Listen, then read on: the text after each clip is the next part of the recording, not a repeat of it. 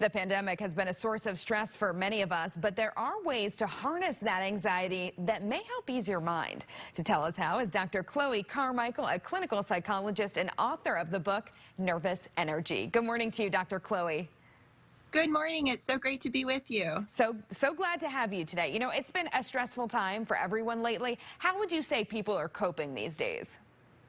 Well, everybody's obviously doing the best that they can, but it is challenging because we've had an increase in our stress with COVID, and we've had a decrease in our social support network. So I think people are really working hard to make sure that they make healthy choices right now. So you titled your book Nervous Energy. How would you describe nervous energy, and how can you use it to be more productive? Sure. So the idea is nervous energy, harness the power of your anxiety is the title, because the healthy function of anxiety is to actually give us a little stimulation, to give us a little energy and a little boost so that we can be effective and tackle our stressors, or so that we can proactively use self-calming techniques, whichever is going to be most productive in the moment. So let's talk about those. I understand that in your book you outline 9 anxiety tools to help people harness that negative energy for good. So can you share a few of them with us?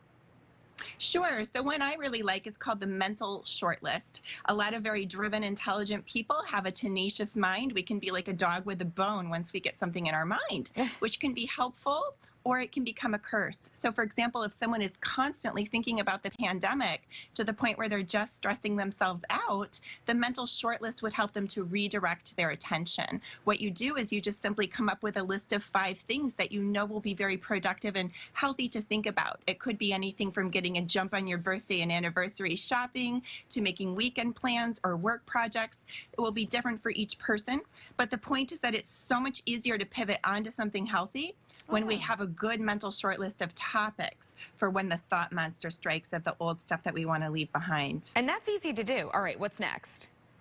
Another good one I like is called the to-do list with emotions. A lot of very driven people can get so into their to-do list to the point where it suddenly almost feels like a hamster on a wheel, and they're just doing the productivity, but they're not connected with the reasons why, or they're procrastinating, and that usually means a lack of emotional engagement. So what we do is we create the to-do list, and then we note down what emotions come up by the items. For example, I had a client who listed grocery shopping and came up with loneliness. Discovered the reason was recently went through a divorce. Grocery shopping was something his wife used to do.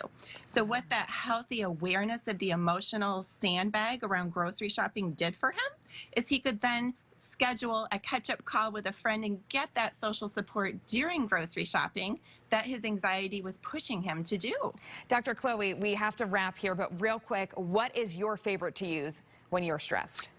Wow, that's a hard question, but I think my favorite one is called anchoring statements. So when we start to get a mind blank, we just have a pre-crafted statement like, I'm healthy, I'm strong, and I know I will get through this. And we keep repeating that to ourselves, and it keeps our brain language-based, proactive, and positive. Perfect way to end this interview. Dr. Chloe, thank you so much for being here with us. For more information, visit nervousenergybook.com. Again, thank you, Dr. Chloe, for being with us this morning.